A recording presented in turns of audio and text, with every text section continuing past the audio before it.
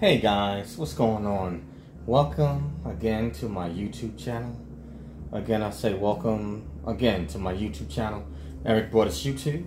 And tonight I will begin the series of prepping for promotion in the armed forces. And I'm going to cover all 5 branches of service and their promotion systems, both the officer and enlisted side of the house. And tonight I'll start with the Air Force. And for the sake of time, and because the grades of E1 to E4 are more basic and simple, I'm gonna go around those tonight, and then I'll make another part for them, because theirs is really simple. It just boils down to time and grade, and basically don't get any trouble, and just basically know your job, and those promotions are pretty much awarded automatically. Whereas for the grades of E5 and E6, or the rank of Staff Sergeant, Technical Sergeant, that's where testing begins. But anyway, let's talk about it. So the Air Force uses the WAP system for promotion, which obviously is Weighted Airman Promotion System. And so basically, the Weighted Airman Promotion System, it has a calculation, and based on the different areas that are calculated, you garner so many points. And based off of those points, when combined, that'll determine whether or not you get promoted or get a line number for the grade of E5, which is a Staff Sergeant in the Air Force, and then Technical Sergeant E6. Now, let's see. Let's talk about, okay, for Staff Sergeant and Technical Sergeant. Okay, with the Air Force, you need obviously time and grade for Staff Sergeant, a minimum, of 3 years, and you have to have your 5 skill level. Now, when I talk about a 5 skill level or an awarded badge, the Air Force has what is known a system, and which is known as career development courses. And so, depending on your particular grade and rank, you have to hold a certain skill level. And so the Air Force uses a career development course, which is or SKTs, skill acknowledgement and knowledge test. And that right there is to certify that you are knowledgeable, and your skill level for doing your career, for your particular career field or your job, that you are knowledgeable and that you are up to speed. I'll make it plain for you. If you are going for, say, if you're a Staff Sergeant and you're going for Technical Sergeant, the Air Force has certain requirements in place where you have to hold a certain proficiency or skill level in your particular job. So if you are a Staff Sergeant, you should be much more knowledgeable than, say, someone that's a E4 or a E3 or and below. It's understandable that those are pretty much airmen that are new, and just entering into military and haven't been in the military that long, so therefore they have not acquired the knowledge or experience at the job. But that is the purpose of a particular skill level, and you're awarded a badge. Now, for E5, in order for you to be promotable, you have to have the 5 skill level, and you have to have attended basically like a non-commissioned officer preparatory school. So there's certain schools that you have to attend and graduate from, and pass in order to get certain awards and to be eligible to promote to the next grade up. I hope I'm not making this too difficult. But in the Weighted Airman Promotion System, they use a combination of they use your time and grade, how long you've held a certain rank, how long you've worn it. Then they also look at your time in service, how long you've been serving in the armed forces, and each year you get points for that. And then also they look at your skill level, you know, for the amount of time that you've been in, what particular rank you hold. You know, is the skill level commensurate, or is it appropriate for the grade that you hold, and also for the grade that you're looking to promote to. So now, in terms of you know, prepping for promotion to staff sergeant, the Air Force has study guides, okay? And if you're prepping for the rank of E5 or staff sergeant in the Air Force, it's going to be the Air Force Handbook 1. Now, the Air Force Handbook 1, I guess you could say it's equivalent to the Promotional Fitness Examination Guide. It's basically the same thing. They just every so often, or every so many years, they may make certain modifications or make changes at the Air University. You know, so that they'll make changes and they'll call it something different, but basically it's the same thing. But this particular handbook or promotion guide, it gives it breaks down, you know, various areas, you know, from Air Force structure, you know, to many different areas in terms of a profession of arms in the Air Force. So this right here is a promotion study guide that will be used, and you'll have to have knowledge of that when you go to take your WOPS test. Now, the WOPS test, it's going to consist, it's two sides. One side is going to be obviously your skill acknowledgement test, which is questions asked pertaining to your particular career field or job.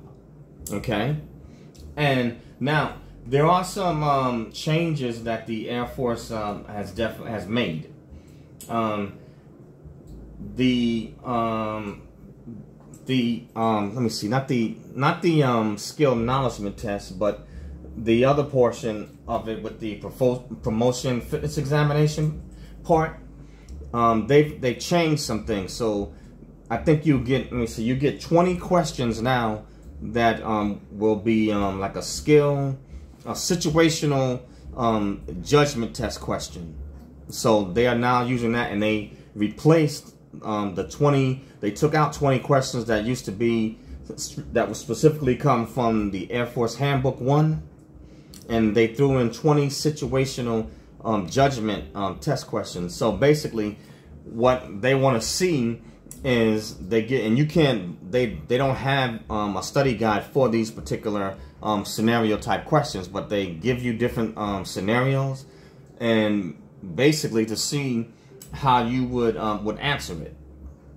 So they're kind of changing it where they want something that's more applicable and more real life scenarios or situations, not just studying from a book.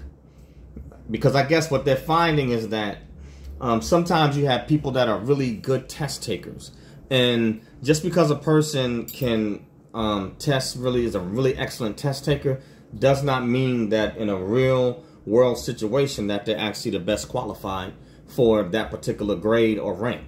And so that is the purpose of those 20 situational judgment test questions. So they included that on a promotion fitness examination side, and then the other side is your skill acknowledgement test, which is basically how well you do your job. Now, and that is for the grade of staff sergeant, and also for technical sergeant. But for the grade of E5, if you are going to make rank, I would suggest that I personally would say probably prepare, you know, maybe I would say maybe 12 to maybe 9 months out. So it gives you plenty of time to study your handbook, and also to study the SKT portion, you know, for how well you do your job. And the reason why I say that is with the Air Force, you can have one career field, and you may work in that career field, but you only have one job. And many times with the Air Force and other branch, with the military period, a career field can be really broad and have a range of different jobs that are in it. So you may be working on one aspect of it, but you don't deal with the other aspects or the other jobs within that career field. And when it shows up on a test, you don't know basically what the right answer or what the best answer is, because you don't do all those other jobs within your career field. So that's why I say give yourself plenty of time to study the SKTs thoroughly. That way, even if you don't particularly do the other jobs in your career field or those other aspects of it, you still are knowledgeable of it. So I would say prep for like 9 months to a year out, so you don't have to cram or rush. You know, it'll give you a chance to break it down into smaller bites, and you'll be better able to comprehend it. Now, obviously, everybody is different when it comes to preparing for promotion, so you have to figure out what is the best study method for you. Some people, some people can cram, you know, and do it at the last minute, and some people are really knowledgeable of their jobs and have a broad and are well-rounded, so they may not have to study as hard because they're very knowledgeable. But it always helps to, you know, do a little bit at a time, so that way you can absorb the information and you can digest it, and then it won't be a panic scenario on test day, you know. Also, obviously, there are going to be in other aspects that play into it your EPRs.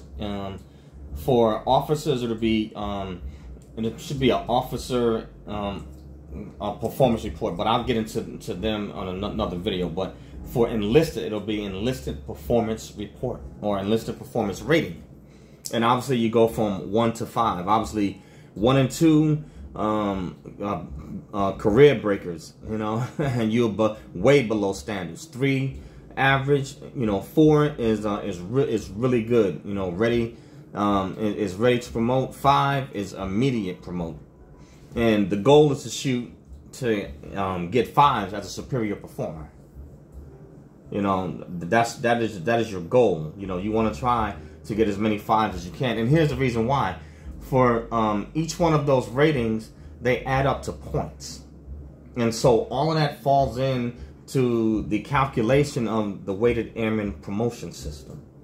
So you always want to make sure that you do the best you can. And what are some things you can do to prepare to make sure that you get the best performance rating? Well, one is making sure that you're early for work. You know, make sure that you're early for work. Be knowledgeable, you know, of your job. Always, you know, seek to learn and to grow and get knowledge. What else is something? Your fitness exams. You know, do your best to get the highest ratings on your fitness exams. All of these things add up to points. Also, how many medals and ribbons do you have? You know, these all count for points. You know, everything from commendation medals. I mean, all of this stuff. To achievement medals, all of those are worth points. You know, whatever, service of valor, all of it, they're worth points. So you definitely want to consider how you manage your career. And I would say this: the earlier you start, the better. Get a handle on your military career, because what will happen is once you get, depending on the ops tempo or operations tempo of where you're at, if things get busy with the job, and in the military, you have to wear many different hats. And so once things get to moving, time can pass you by, and here comes promotion time, and now you're not ready. So you have to make sure you manage and organize your time is the main thing.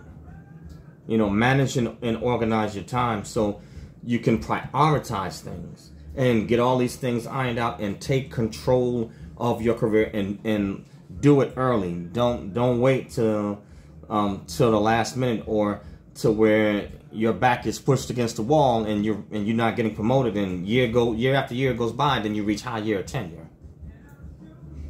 So you don't want that to happen, because it would be a shame for you to not get promoted within a certain time frame, and then you reach a high year tenure and all that you work for is just gone down the drain. Now they have to discharge you because you didn't get promoted within a specific time frame.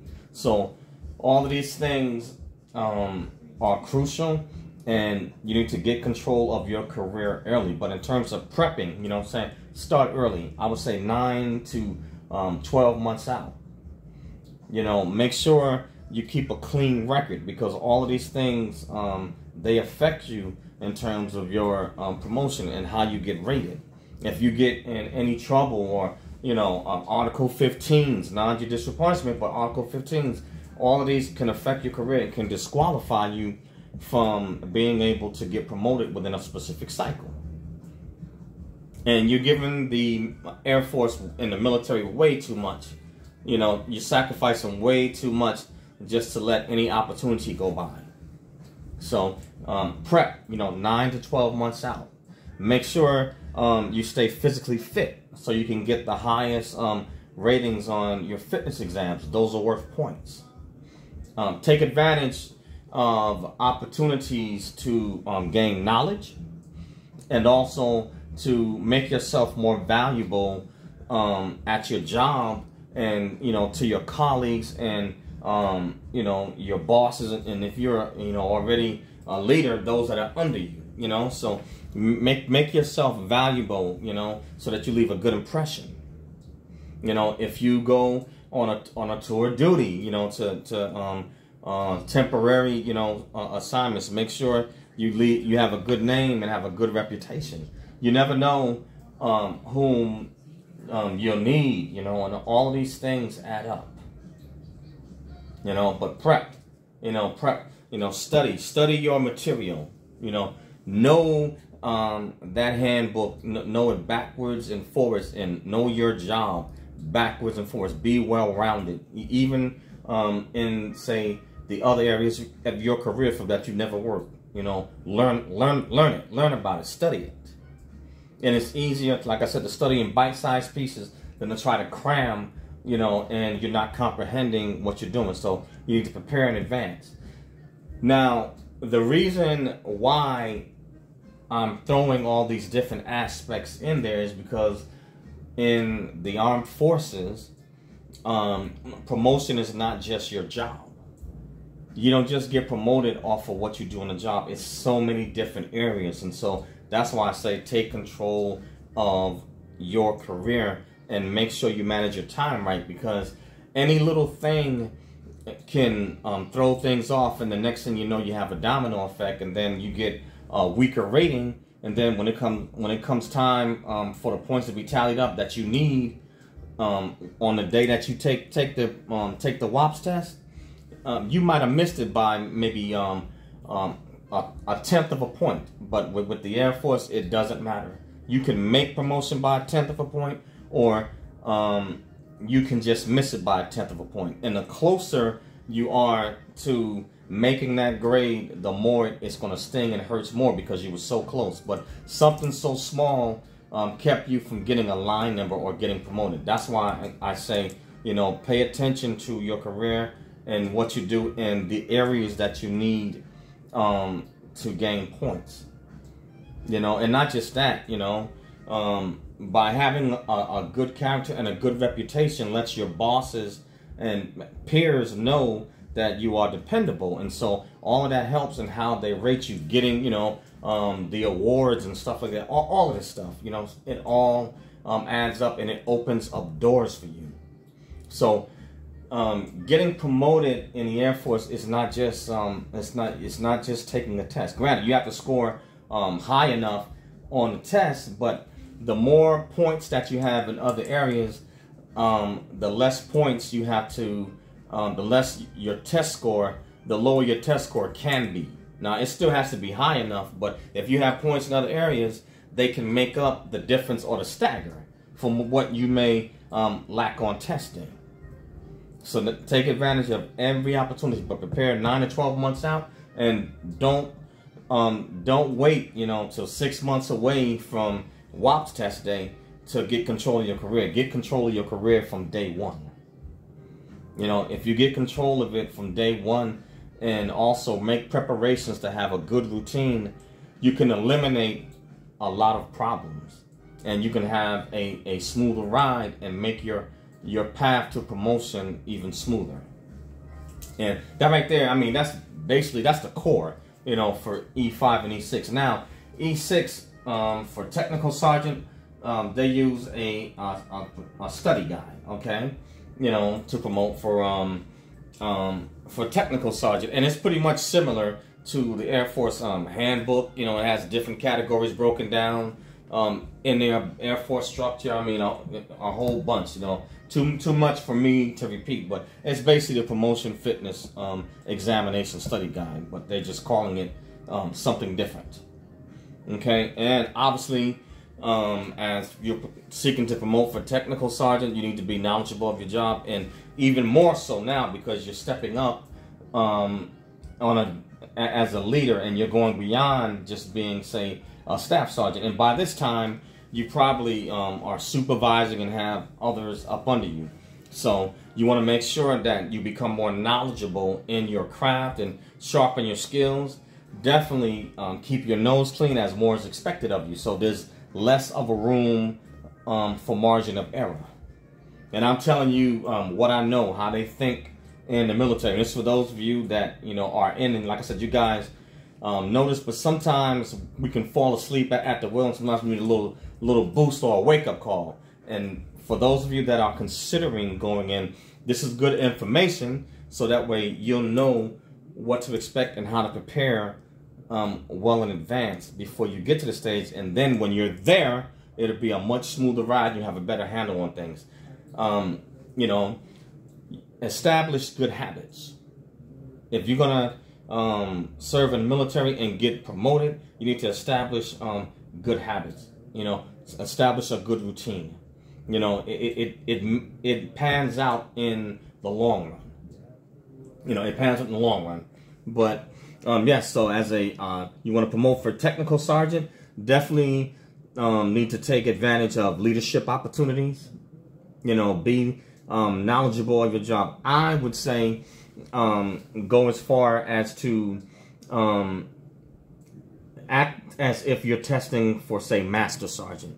Go above and beyond. And I would say time-wise, I'll say 9 to 12 months out. If you have the time, I would say definitely no less than 6. Now, like I said, if you happen to be extremely knowledgeable of your job, then you're well-rounded and well-versed in knowledge of your career field overall, then obviously you won't have to study as much, because you already know it, you know what I'm saying? But generally speaking, everybody still needs to study, no matter how well-rounded you are. Because with those WAPS tests, sometimes they can word questions a certain way and to throw you off, and they narrow it down to what is the best pick of the two out of 4 questions. As far as the SKT part, that's going to be that's straight and just direct, because that's pertaining to your job. So there's really there's nothing ambiguous about it. But the PFE side of it is where some of the questions, you'll know that out of the 4, 2 of them are definitely not correct, and now you have to decide between which one of the 2 is the right answer. And like I said, study in smaller bite sizes over time, so that way the information will be more easily digestible, and you can comprehend it. Make sure your fitness tests, are stellar. If you're going to lead others, then you have to set the example, and that's where practicing and forming good habits. Practice and form good study habits. Let's see what else. Obviously, your EPRs, time and grade, your time of service. As I said before, your medals, ribbons, all of those things, they add to it. But making sure you know your job, and also take advantage of opportunities to further excel and show leadership. All of this combination of things will work for you in helping you get a better performance rating. You know, all of these things, they help. And your rater or your supervisor is going to be looking at these particular aspects, because they have to rate you on this. And then the higher your rating, the more points you have with WOPs, and the more points you have, you increase your chance of getting promoted and getting a line number. But I'm not gonna make this any much longer. I've kind of rambled on a little bit, but prep, I would say 9 to 12 months out. You know, it's easier to absorb, to eat an elephant if you take it into small pieces, one bite at a time, versus trying to cram a whole bunch and you don't retain anything that you read or that you're trying to study. You know, but yes, take control of your career, guys. You know, don't wait to the last minute. You know, get a handle on it and get control of it, and make sure you manage your time and your resources wisely. All these things will help you to promote and make a smoother ride moving up the chain in the Air Force. Trust me, and in the military, it'll make it a lot smoother. But that's all I have on this one. This is part 1. This is prepping for promotion. And maybe it might seem like I might have been a bit all over the place, but trust me, it all makes sense with the Air Force and with any branch of service. When it comes to promotion, you're not just getting tested on what you just do on test day. You know, there's other factors and other aspects that are involved that help you get promoted. Oh, and lastly, before I go, obviously, there's the step promotion, but I'll save that one for another time. You know, step promotion is where you can be promoted on spot if you happen to be an exceptional performer. And that's for anywhere that begins and from E4 all the way up to E7. But that's all I have on this one, guys. Thank you to all my subscribers. Thank you for listening, and hopefully this can help someone out. But that's all I have for this one. The name of my channel is Eric Broadus YouTube. That's EricBroadus YouTube, or ericbroadusyoutube.com. So smash the bell to become a subscriber. Smash the like button to like the video. If you don't like it, hit the unlike button. Please leave a comment, and love to dialogue with you. And if you have knowledge or insight, please feel free to share. I also have a podcast called Snack Thoughts. That's SNAKZTHOUGHTS, Snack Thoughts. And you can find my podcast on Anchor, Spotify, Spreaker, iHeartRadio, iTunes, Google Podcasts, Apple Podcasts, and a host of other social media platforms. Lastly, I'm teaching courses on Skillshare, how to succeed in the military, cultural diversity, and leadership, and a host of other courses. So I'll leave the link in the description. Please join the class. Love to have you. But that's all I have. This right here is part 1 of prepping for promotion in the United States Air Force. Peace out, guys, and see you on the next one. Later.